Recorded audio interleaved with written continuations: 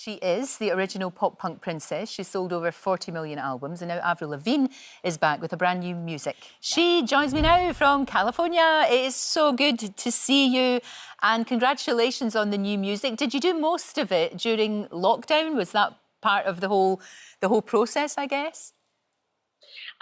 Yeah, I wrote and recorded the album last year, and I was like, no one could go on tour. I had lots of time to write songs and got together with tons of my friends, my musician friends, and wrote a bunch of songs. And now I have an album coming out called Love Sucks. It's my 7th album. A 7th album, for goodness sake. You still, can I just say, you look exactly the same as you did when you first started out. I don't know. Look at that. You still look like a child. It's fantastic. You're obviously, I don't know what you're doing, but whatever you're doing, it is absolutely working. That's for sure. Now, the album and this, you know, we heard a little bit of Bite Me. I like this because it's all about kind of putting yourself first, isn't it? Taking care of yourself. Don't let yourself be taken for granted. That message is very strong. 100%. Like, the album's called Love Sucks, and it's just kind of like about all the crazy stuff love does for you, and it's very lighthearted. But at the same time, like, the album has a message of, it's like self-worth, self-love, and standing up for yourself, for sure.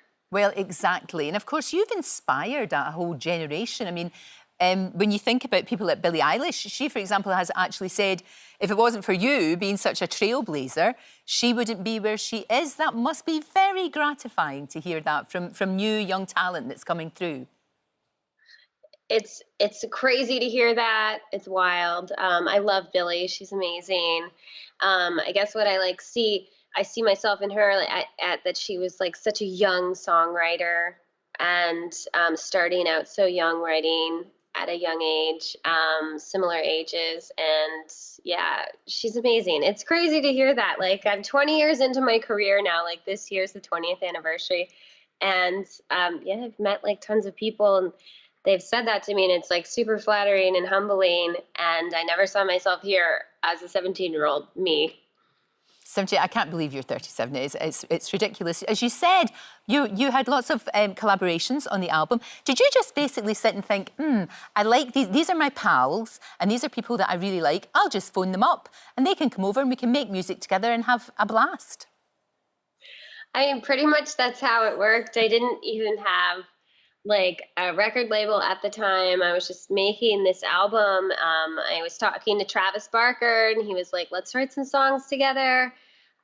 Worked with Machine Gun Kelly, Black Bear, Mark Hoppus from Blink-182, and then I ended up signing with Travis's record company, DTA. So really, I just got to work with a ton of musicians that I know, and this is my first album that has so many features on it. It was really fun just to like work with all these different musicians, and now we're like jumping up on stage together and playing shows together, and yeah, it's a super fun album. No, it's great. And you also, on the album, you worked with your partner as well, which is again a really good thing to do. You seem to, oh, look at him there. He's got amazing hair, bright green hair. That's astonishing. I actually rather like that.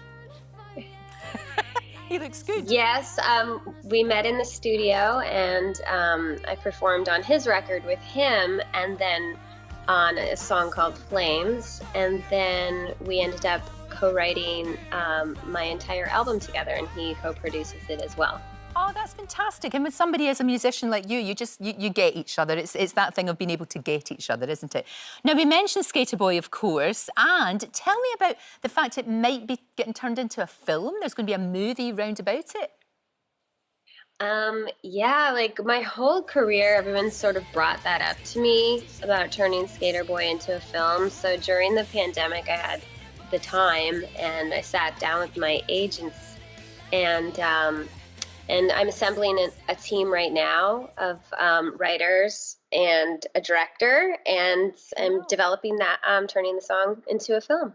Fantastic. Good luck with that. I hope that goes very, very well. Now, the thing about you as well, you never, ever succumbed to pressure, 20 years ago, to be a bit more girly. You always just paddled your own canoe, you did exactly what you wanted to do, and that's hard for a teenager in the music business. That shows such strength of character, and I think that's why you've helped so many other women who were coming behind you? Yeah, like for me, I was so young when my first album came out.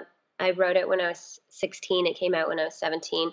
And like songwriting was really important to me. And because of my age, people expected me to have others write songs for me. And that's sort of how the process of my first album began. And I really stood my ground and was like, no, it's really important for me to write. And I fought really hard to write my own songs. And I think just being as authentic as possible, especially like when it comes to music, is important because I think the more real and raw, the more people connect with that. Definitely. Exactly, exactly. Avril, fantastic to talk to you. You still look like that 17-year-old. Great to see you. The music is fantastic. Of course it is. That goes without saying. Good luck with the new album, Love Sucks. It's out tomorrow and fantastic to see you. Thank you so much. Thank you so much. Don't forget, you can watch full episodes of Lorraine on the ITV Hub and all the best clips, compilations and playlists right here on our channel. Just subscribe now and you'll never miss an upload. Click here to watch another video similar to this one, or click here to head to our channel's homepage to explore all of our exciting videos.